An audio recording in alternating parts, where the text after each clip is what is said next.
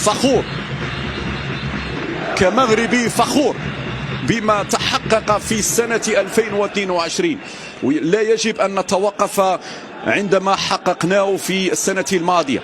يعني سجل عندك تشامبيونز ليج ودادي، كاف بركاني، سوبر افريقي بركاني، نهائي كاس افريقيا للسيدات، بطل الشامبيونز ليج سيدات الجيش الملكي، كرة القدم للصالات. نحن من الأوائل على الصعيد العالمي، ونحن أبطال افريقيا في كرة القدم داخل الصالات. فعلا نجاح باهر، ويجب استثمار هذا النجاح على جميع الأصعدة. يعني الكل يشتغل في المغرب، الكل يشتغل في المغرب، أوراش دائما مفتوحة في المغرب على مستوى القاعدة.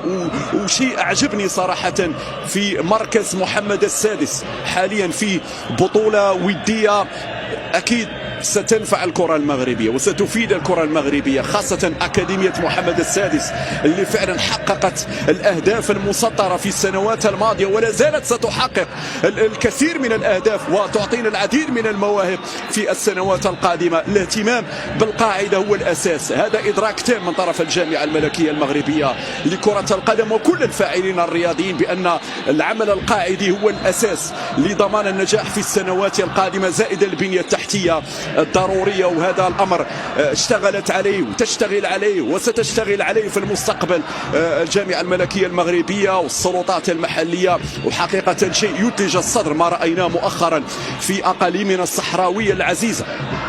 لجنة تابعة للجامعة الملكية المغربية لكرة القدم، لجنة البنيات التحتية، اللي كانت لديها زيارة بالمناسبة لأقاليمنا الصحراوية العزيزة، وتم إعطاء الانطلاقة الفعلية لبداية أشغال بناء العديد من ملاعب القرب وملعب كبير في الانتظار إن شاء الله بمدينة الداخلة، ملاعب للقرب في العرقوب، في بير القندوز، وكذلك في القرقرات هناك بناء أيضا ملعب في الانتظار خدمة لشباب المنطقة. طبعا النهضة كروية في الانتظار أيضا في أقاليمنا الصحراوية العزيزة. مشاهدينا الكرام، حتى هذه المنطقة أكيد فيها مواهب، في العيون، في الداخلة، في بوجدور، في السمارة، بقية المدن أكيد في مواهب، وأكيد في قافلة، وأكيد في عملية تنقيب. وأنا قلت كل هذا من أجل يعني سنوات أخرى من التميز والتألق والتنقيب، وكذلك مواهب قادرة على حمل المشعل